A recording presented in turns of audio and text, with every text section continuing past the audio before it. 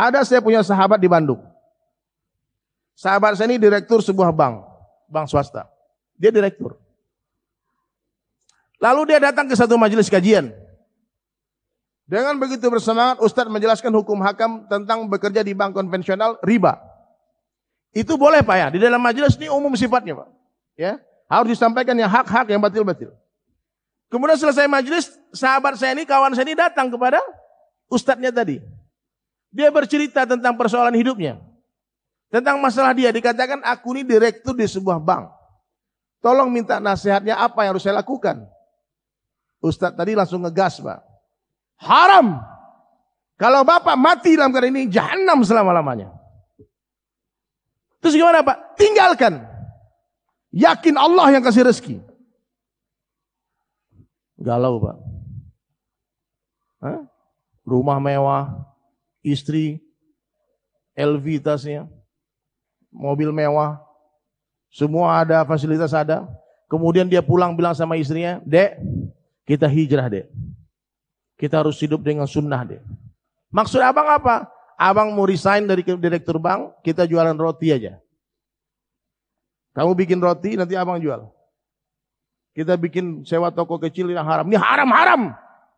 Kata ustadznya nggak boleh tunggu tunda-tunda lagi, harus sekarang ditinggalkan. Pak, sebulan berlalu, 2 bulan, 3 bulan. Itu bisnis itu kan nggak langsung untung Pak. Tahu-tahu bangkrut Pak.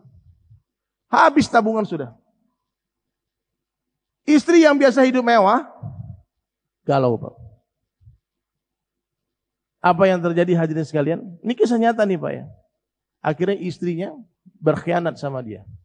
Istrinya pergi dengan orang kaya dan kelari dan meninggalkan dia minta cerai. Sekarang teman saya itu Pak sakit jiwa Pak. Masih dalam perawatan di dokter psikiater rumah sakit jiwa. Siapa yang bertanggung jawab ini Pak? Kita. Orang-orang yang tadi memberikan fatwa. Sebelum jembatan selesai, baru selesai. Yang lama jangan dirubuh dulu. Niat yang penting niat. Semua sahabat-sahabat jamaah. Kalian, saya juga. Kita berniat bebas dari riba. Kita berniat habis Quran 30 juz. Kita berniat pergi haji ke Mekah. Kita jam umrah. Kita niat yang baik-baik semua. Niatnya orang beriman lebih baik dari amalnya. Siapa yang berniat menjadi hafiz Quran, lalu dia mati sebelum menjadi hafiz Quran, Allah akan kumpulkan bersama orang yang telah menghafal Quran. Siapa yang berniat lepas dari riba, dia mati sebelum lepas dari riba Pak. Niat sungguh-sungguh dia, mati. Allah akan sempurnakan niat antum. Jangan sampai hadirin sekalian, kita ini tawakal sih tawakal, tapi perlu tahu akal juga Pak. Paham ya? Ada teman saya juga, diberi fatwa. Dia kerjanya dance, nari-nari dan sebagainya. Kata ustaznya, haram pekerjaanmu ini. Dia datang ke rumah saya Pak. Curhat, gimana nih Bang? Bang, antum kerja dulu, nanti pelan-pelan. Ada alih profesi yang bagus. Allah tahu niat antum, penting jadi orang soleh. Oh nggak bisa Bang, saya harus berhenti sekarang. Berhenti Bang. Jos! Panjang jenggot, gamis, celana cingkrang, sampai hitam jidatnya dia. Setahun 2 tahun kemudian Pak, joget lagi Pak. Benar Pak. Maka hati-hati Pak. Untung saya bertemu ketika hijrah dengan ulama-ulama hikmah Pak. Sabar, tenang sayang, tenang deh, tenang kamu nak, tenang. Suatu hari kau akan sampai di sana. Ya. Ini tangga pengorbanan hati, tangga pengorbanan. Maka kita semua berniat menjadi hafiz Quran ya. Pak, coba yang niat hafiz Quran angkat tangan Pak, menghafal Quran. Yang niat Pak. Orang yang menghafal Quran, dia buka Quran nih Pak. Baru ayat pertama dia baca.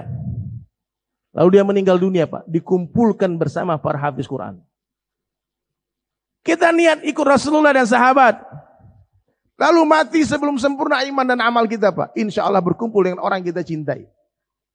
Man tasabbaha min qaumin fahuwa minhum. Siapa yang mengikut-ngikut satu kaum, maka Allah kelompokkan dia dengan kaum tersebut.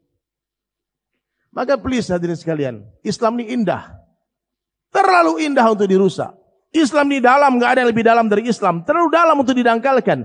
Islam ya'lu wa la yu'la alaih. Islam itu tinggi, enggak ada yang lebih tinggi dari Islam. Terlalu tinggi untuk direndahkan. Pak, Islam itu luas, tak ada yang lebih luas dari Islam. Terlalu luas untuk disempitkan. Luas. Maka banyak-banyak guru Pak. Masya Allah. Kata Buya Hamka, saya teringat hadirin mulia baca buku beliau. Semakin luas ilmu seseorang, semakin sedikit dia menyalahkan orang. Orang kalau tinggi ilmunya Pak, dia mudah menerima perbedaan. Tapi kalau orang berguru ke satu guru, satu orangnya gurunya. Kalau bukan guru dia keluar. Ini orang ini seperti kata dalam tempurung Pak. Dia pikir dia yang paling hebat, dia yang paling canggih di dunia. Maka berjalanlah hadirin sekalian, berjalanlah. Sebelum kita meninggalkan ini dunia sementara. Dunia ini gak lama Pak, 60-70. Satu hari akhirat sama dengan 1000 tahun dunia. Dalam ayat lain dikatakan satu hari akhirat sama dengan 50.000 tahun dunia. 50,000 years dunia. Nothing, tidak ada apa-apanya. Celupkan ujung jari telunjukmu ke samudera yang luas kata Nabi. Dan lihatlah air yang ada di ujung jari Pak. Nih Pak. Saya contohkan ya. Nih. Yang menetes ini akhirat Pak. Yang menempel di ujung jari yang tidak menetes itulah dunia. Yang kita perebutkan. Hadis itu Pak, air yang menempel di ujung jari. Bukan yang menetes Pak. Gak ada apa-apanya dunia. Kalau saja harga dunia dalam pandangan Allah sama dengan 11 sayap nyamuk, niscaya orang-orang kafir tak akan diberi minum walau seteguk air pun. Dunia ini gak ada harganya dalam pandangan Allah Pak.